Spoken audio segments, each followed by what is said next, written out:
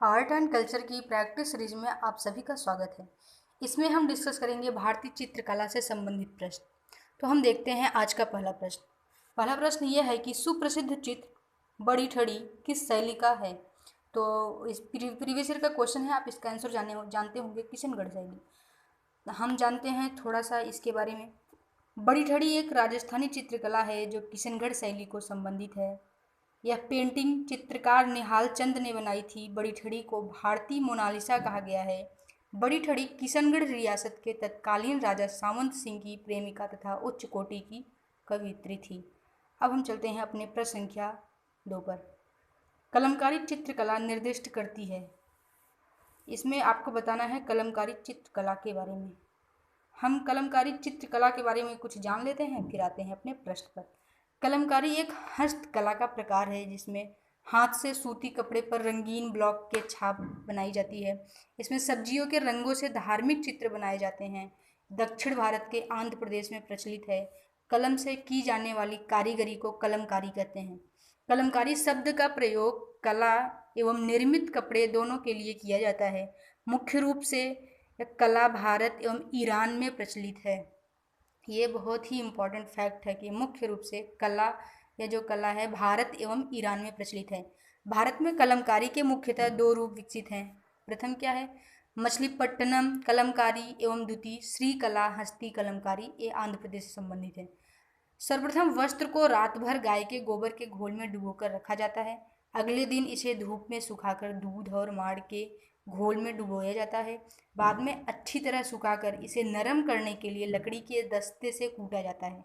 इस पर चित्रकारी करने के लिए विभिन्न प्रकार के प्राकृतिक पौधों, पत्तियों, पेड़ों की छाल, तनों आदि का प्रयोग किया जाता है। तो हम आते हैं अपने ऑप्शन पर। क्या कर रहा है? दक्षिण भारत में सूती वस्त्र पर हाथ से की गई चित्रकारी है, तो आंसर तो सीधे यही हो गया। फिर भी आगे देखते हैं। पूर्वोत्तर भारत में बांस के हस्तशिल्प पर हाथ से, अभी देखिए यही जिक्र था कि दक्षिण भारत से। भारत के पश्चिमी हिमालय क्षेत्र में ऊनी वस्त्र पर ठप्पे ब्लॉक के, ऐसा कुछ भी ऑप्शन नहीं था। उत्तर पश्चिमी भारत में सजावटी रेशम, ऐसा संबंधित कुछ भी नहीं था, तो इसलिए आपका आंसर हो जाएगा ए। चलते हैं प्रश्न संख्या 3 पर। निम्नलिखित ऐतिहासिक स्थलों पर विचार कीजिए। ये क्या कर रहा है? अजंता की गुफाएं, लेपाक्षी मंदिर, सांची स्तूप। यह हमें बताना है भित्ति चित्रकला के लिए इसमें से कौन सा माना जाता है। तो हम भित्ति चित्रकला के बारे में जान लेते हैं, फिर हम अपना आंसर खुद ही बता देंगे। अजंता की गुफाएं व लेपाक्षी मंदिर भित्ति चित्रकला के लिए जाने जाते हैं। सांची का स्तूप आंशिक रूप से भित्ति चित्रकला को भी धारण करता है, परंतु यह उसकी महत्वपूर्ण विशेषता नहीं है।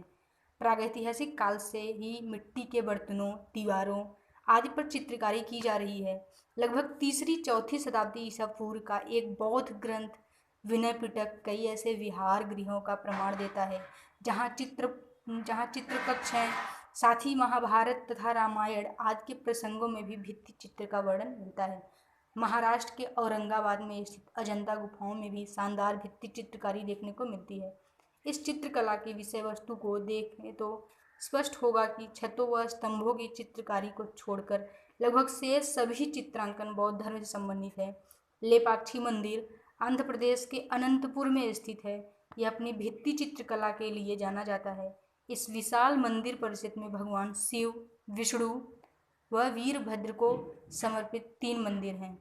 तो आंसर मिल गया होगा, इसका आंसर हो जाएगा बी, 1 और 2। जबकि सांची का स्तूप आंशिक रूप से भित्ति चित्रकला से संबंधित है। अब हम चलते प्रश्न संख्या 4 पर। राजस्थानी शैली की चित्रकला के संदर्भ में निम्नलिखित कथनों पर विचार कीजिए। इसमें कौन सा सही है बताना है। 3 कथन दिया है, इसका आंसर बताना है कौन सा सही है। पूछा किसके बारे में? राजस्थानी शैली की चित्रकला के बारे में। इस शैली में पश्चिम भारतीय या जैन शैली की पूर्ववर्ती परंपराओं का मिश्रण मुगल शैली के साथ किया गया था। ये ऑप्शन सही है। इस शैली में शिकार के दृश्य, राधा कृष्ण की प्रेम लीला, 12 मासा और रागों को चित्रित किया गया था। यह भी कथन सही है। पहाड़ी शैली इससे पूर्णतः भिन्न शैली थी। यह कथन भी आपका सही है। नहीं, ये कथन सही नहीं है, क्योंकि जो पहाड़ी शैली है वो राजस्थानी शैली का ही एक प्रकार का रूप था। आंसर जान लेते हैं, जबकि ए आंसर तो इसका ए हो जाएगा, क्योंकि 3 गलत है, 2 सही है। फिर भी जानते हैं इनके बारे में। राजस्थानी शैली की चित्रकारी में पश्चिम भारतीय या जैन शैली की पूर्ववर्ती परंपराओं का मिश्रण मुगल शैली की चित्रकारी में किया गया। इसमें पुराने विषयों का समावेश किया गया, जैसे शिकार के दृश्य, राधा कृष्ण की प्रेम लीला, जैसे मिथकी विषयों, बारहमासा और रागों का चित्रण प्रमुख रूप से हुआ। पहाड़ी शैली ने भी राजस्थानी शैली की परंपराओं को जारी रखा। अब हम चलते हैं प्रश्न संख्या 5 पर। निम्नलिखित कथनों में कौन सा सही है? 3 कथन दिया है, बताना है कौन सा सही है। तो इसका आंसर देखते हैं। राजा संसार चंद के समय कांगड़ा चित्रकला प्रमुख शैली बन गई थी, ये ऑप्शन सही है। निहाल चंद ने बड़ी ठड़ी नामक सुप्रसिद्ध काव्यात्मक कलाकृति की रचना की, सही है। बीकानेरी चित्रकला शैली के प्रमुख चित्रकार अली रजा ने लक्ष्मी नारायण के भव्य चित्र बनाए, यह भी कथन सही है। तो आंसर हो जाएगा डी। कुछ जान लेते हैं कांगड़ा चित्रकला के बारे में। कांगड़ा शैली का विकास 18वीं शताब्दी के चतुर्थांश में गुलेर शैली में हुआ। इसका नाम कांगड़ा शैली इसलिए पड़ा क्योंकि यह कांगड़ा के राजा संसार चंद की प्रतिकृति शैली के समान है। किशनगढ़ शैली से राजा सावंत सिंह की प्रेमिका बड़ी ठड़ी व चित्रकार निहाल चंद जुड़े थे। लगभग 1650 ईस्वी में बीकानेर के राजा कर्ण सिंह ने एक महत्वपूर्ण कलाकार अली राजा दिल्ली के उस्ताद को नियोजित किया था। अब हम चलते प्रश्न संख्या 6 पर। पट्टचित्र के विषय में निम्नलिखित में से कौन सा कथन सही है? तो इसका आंसर हो जाएगा डी, यह ओडिशा की चित्रकला शैली है। फिर भी थोड़ा बहुत बता देते हैं पट्टचित्र के बारे में। चित्रकला की पट्टचित्र शैली ओडिशा के सबसे पुराने और सबसे लोकप्रिय कला रूपों में से एक है।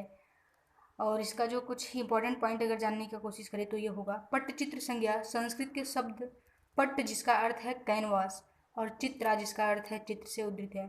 पट्टचित्र कैनवास पर की गई एक पेंटिंग है और यह समृद्ध रंगीन अनुप्रयोग, रचनात्मक रूपांकनों, डिजाइनों और सरल विषयों के चित्रण द्वारा प्रकट होती है, जिनमें से अधिकांश चित्रण पौराणिक है।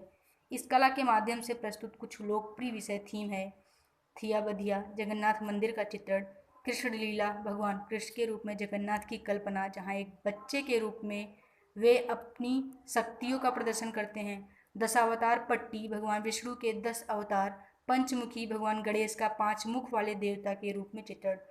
पट्टचित्र जब कपड़े पर चित्रित किया जाता है तब कैनवास का निर्माण एक पारंपरिक प्रक्रिया द्वारा किया जाता है।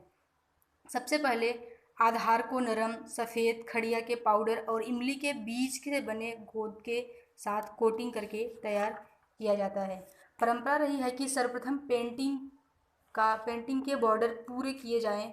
चित्रकार फिर हल्के लाल और पीले रंग का उपयोग करके सीधे ब्रश से एक मोटा स्केच बनाना शुरू करता है। आमतौर पर इस्तेमाल किए जाने वाले रंग सफ़ेद, लाल, पीले और काले होते हैं। जब पेंटिंग पूरी हो जाती है तो इसे चारकोल आग के ऊपर रखा जाता है और इसकी सतह पर लाल लगाया जाता है। यह पेंटिंग को जलरोधी और टिकाऊ बनाता है और साथ ही इसे एक चमकदार रूप प्रदान करता है। अब हम चलते हैं प्रश्न संख्या 7 पर। निम्नलिखित में से किस क्षेत्र में पाल चित्रकला शैली विकसित हुई? तो आई होप आपको इसका आंसर पता होगा। आंसर हो जाएगा मगध क्षेत्र। पाल राजवंश 750 ईस्वी के लगभग शासन में आया। पाल चित्रकला शैली सर्वप्रथम बौद्ध धर्म के जन्म स्थल दक्षिणी बिहार के मगध क्षेत्र में विकसित हुई। पाल राजवंश के प्रारंभिक काल के अधिकांश अवशेष बौद्ध धर्म से संबंधित है। पाल शासन काल के दौरान तीव्र धार्मिक गतिविधि के कारण कई धार्मिक संरचनाएं बनाई गई थी या उनका नवीकरण किया गया था। इस दौरान पहले से स्थापित कई मठ और धार्मिक स्थल महत्वपूर्ण स्थलों के रूप में उभरे। यद्यपि पाल चित्रकला के पहले 200 या उससे अधिक वर्षों तक बौद्ध कला का प्रभुत्व था, तथापि उस चरण में कुछ मात्रा में हिंदू अवशेष भी देखने को मिलते हैं। पाल राजवंश के अंतिम 200 वर्षों के दौरान तो इसका प्रभुत्व स्पष्ट रूप से दिखता है। अब हम चलते हैं प्रश्न संख्या 8।